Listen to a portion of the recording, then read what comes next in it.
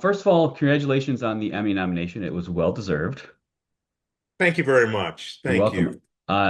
It's been a real pleasure to watch you on this series, so I was really happy to see that you got nominated.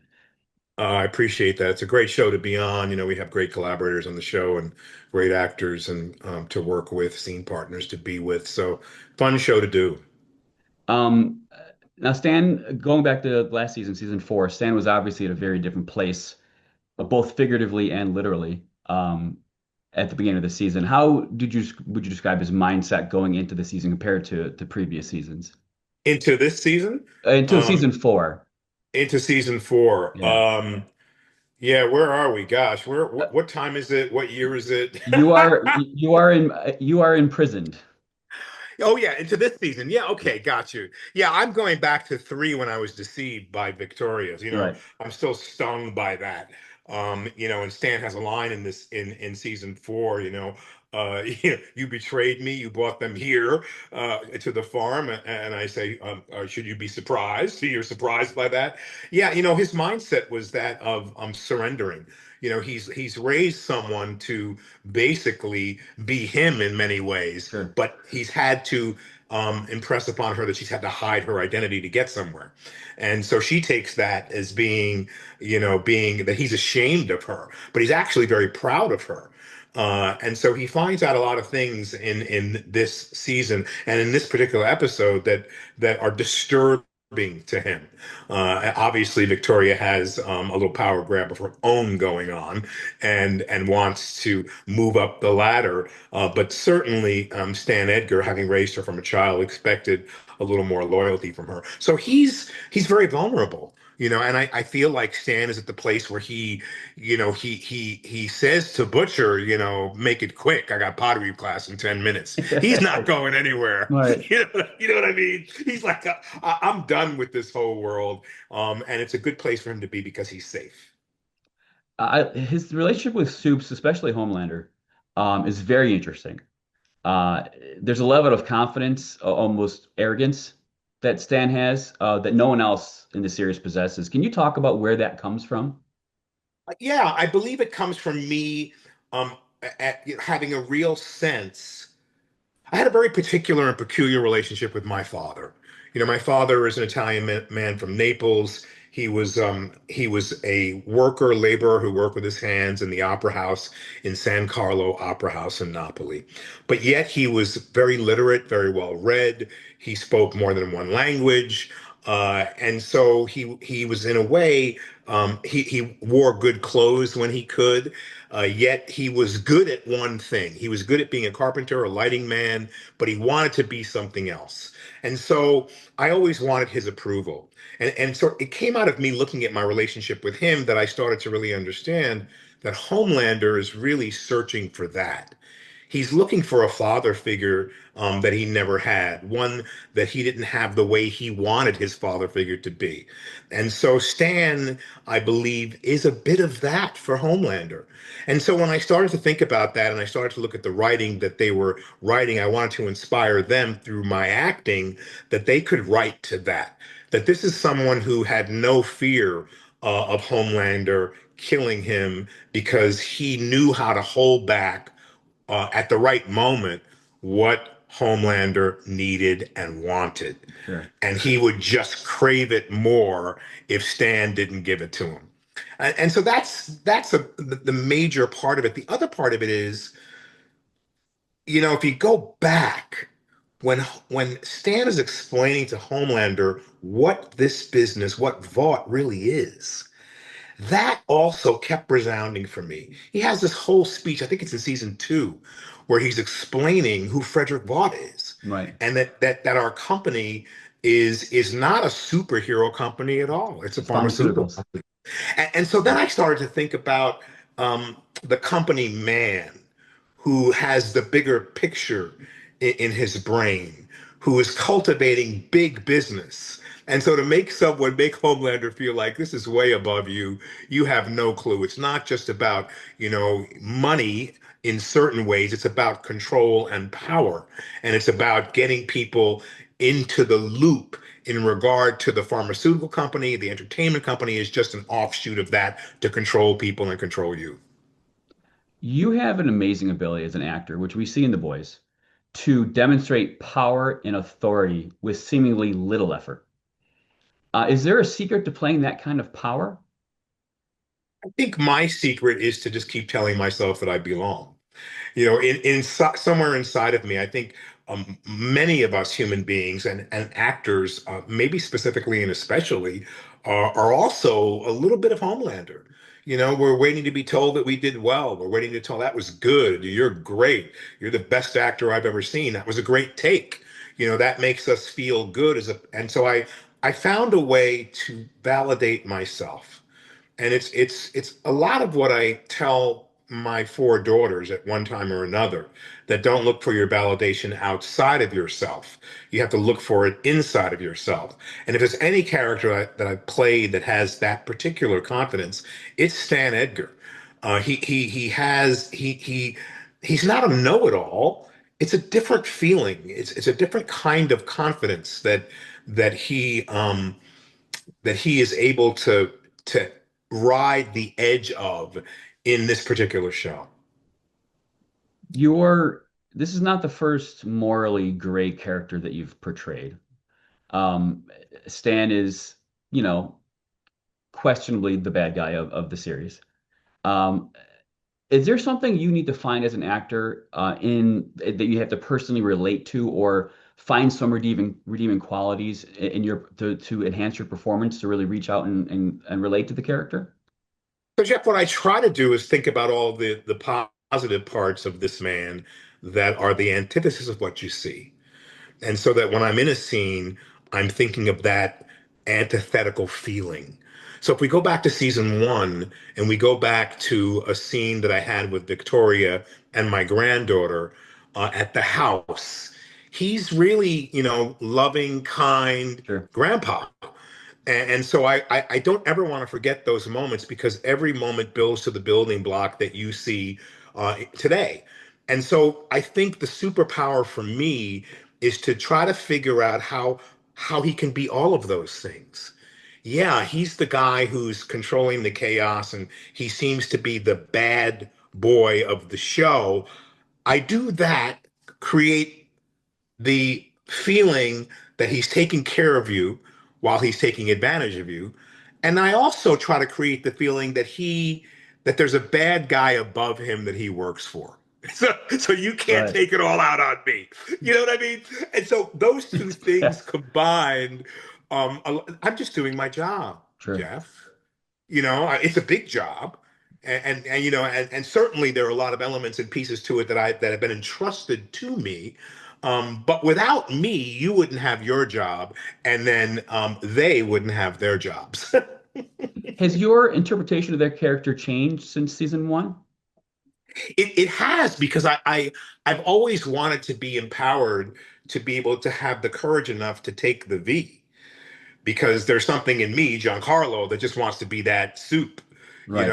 and wants to use that physical power, whatever it is I would be given, which, if I were given, that would be less manipulative and more direct, more present, more Mm. right now, more instant. Like all these other soups have this instant, boosh, you're done. Your head's blown off and you're gone. And I think, when I watch the show, I think that's really quite brutal. And it's one of the things I kind of key into, the brutality of it. But when I think about it, speaking to you now, there's something more subtle and more, enduring about how Stan Edgar handles his business.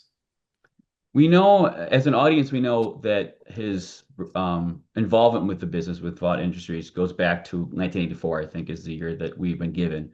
I'm curious, have you been given any backstory to Stan that we as an audience don't know that would help you inform your performance? I wish I could say yes, but I have to tell you no. I come from the school, if it's not if it's not there, make it up. Right. Figure it out, but make it there. So I'm very mindful and thoughtful to give myself ideas that allow me to have the character be fuller, without a doubt. Without a doubt. I mean, look, the episode that I referred to earlier, giving the whole history of Vought, was an eye opener for me, because it allowed me more depth. It allowed me to draw on knowledge that I didn't have before that Sure. and fill in the gaps from there. I want to talk about your career as a whole a little bit. It's spanned more than 40 years now, and you've had quite a bit of success over that time. But I think it's safe to say that you hit another level of notoriety in recent years, thanks to roles like The Boys and Mandalorian and Saul and Breaking Bad. How have you navigated that fame, and do you think you would have handled it differently had that fame come earlier in your career? So, Jeff, it's been 57 years as a professional since I Okay, stepped on the Broadway stage at 7.5, 8 years old. And I always, of course, again, we want to be seen, or I can qualify for myself as an actor, as a human being. I think many human beings want to be acknowledged, recognized, and seen, especially when you're an artist, whether it's a painting artist, a dancing artist, singing artist, or an acting artist. But then behind that, you kind of get tickled by the idea that you could be famous. sure, sure, of course. It's right. It's like, oh, that might be nice. Um, and yes, I would have dealt with it completely differently had it happened 40 years ago, 50 years ago, when I wanted it to happen, when I thought maybe I deserved it to happen. The truth is that we get seasoned by life and more mature. And the truth is, if you have the time to be matured and seasoned by events that happen to you in our business, you're better for it. And so for me, my life would have been completely different had it happened a long time ago. I think I would not have known how to keep creating in an original, fresh, and new way. Um, for me, I know what the juice is. The juice is for me to switch to all these different characters and have people go, oh, but you're always playing the bad guy. Oh, but that bad guy's a little bit different every time. That's a different person. That's a different person. That's a different person. So to me, to cultivate that kind of skill is to create a way of doing it and allow it to inspire me. So my life has inspired my work, and my work has inspired my life. And had it happened a long time ago, I don't know if it would feel the same or if I'd have the same commitment to the love of what I do as I do now. Sure. Has your approach to the craft of acting changed over the years? It has. It has. I've always had a traditional, for me, I say traditional in my well, a very illusory fashion. I say it's traditional because I build my own set of foundations and building blocks, and when they work, you want to use them again and again. And I think it was Breaking Bad that sort of changed the template for me. I started to leave some more space. I started to look over there a little more. I started to not feel like I had to fill up all the space and time once they called action. I could wait to call my own action. And I developed a more relaxed way in. And it served me to do that. So my style has evolved. Things have changed. The way I speak, the way I take in the set, the way I take in others, the time that I allow myself to breathe and be present has certainly changed. I feel like my timing has evolved, and so I although the basic principles of the foundation are there, I've allowed it to change. And I'll give you a great example. In the last 5 years, I've decided that with each role, I want to give myself an assignment about what I want to get from it, not what I want to give you as a director and you as the producer and you as the audience, but what's the, and it's only one thing. What's the one thing I'd like to cultivate during this run of this character in this show? How can I satisfy that creative urge of mine to figure out something new and different and see if it works? Because what I do is called play, really, Sure. it's play acting. And I think maybe you're lucky enough with that twinkle in your eye and smile on your face to know that there's a four-letter word called work, WORK, Sure. and there's one called PLAY. And if you're in the PLAY region, then you're in the LOV region, LOVE Sure. region, and it changes the game about how you do things. Everyone will be different in their rhythm. The director, the producer, your other actors, they're going to surprise you and stun you. But if you can stay within um, in the ring to be present, then you're gonna fall in love once again with all the elements that are inspiring you. I know that you've said that you wish Stan would get some temporary V. I'm curious what power you would like if you ever get temporary V. I think it's an odd one in actuality. I think, because the show deals so much with snuffing people, taking lives. I Yeah. think I would like, you know what I mean? So Yeah. immediately I go to some formidable way of instantly frying someone's brain. But to me, I think it would be have to do with time. It would have to do with stopping time between the moment that the soup is trying to blow my head off. It would be with time and mirrors to reverse an action so that the action you took actually takes place on you, but it's stopping that time and reversing it. It's more of an alchemic, natural kind of way to to change the power dynamic, literally. Right. I like that answer a lot. Um, I know you're busy. I don't want to take too much more of your time. I do want to ask you, I know season five just wrapped. I know you can't talk about it, but can we assume that we have not seen the last of Stan?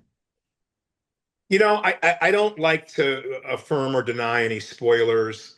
I do I do I love working with Eric Kripke, and Amazon's been so great to support this show. This is a crazy show. Sure. A quick story, during season three, I was watching a very, very profoundly graphic episode. You know which one? And I'm sitting in the living room. I'm sitting in the living room with my Sure. daughter, and she had to pause it for a minute to go to the bathroom. So she goes to the bathroom, she comes back out, and I'm sitting here with the phone, and I'm furiously texting. And she's saying, "Papa, what are you doing?" I said, "I'm texting Kripke." She said, "What?" I said, "Yeah, I'm telling." What she said, "What are you texting him?" I'm telling him I want in. I want into the next season. She said, "That's how you do it?" I said, "Yeah, that's how I do it." And we're sitting there, and Crippy texted me right back. He said, "What? Would you?" I said, "Of course I would." So look, I like to think that I've created a character that is in a way Machiavelli, that he's going to go on, that he's going to survive the world that's been created here because he has equanimity and a reasonable nature enough that we would definitely want to see him again. Well, thanks for taking the time and congratulations again on the Emmy and good luck. Thank you so much. I Thanks. appreciate it. Take care. Great Bye-bye. to be with you. Bye. Bye.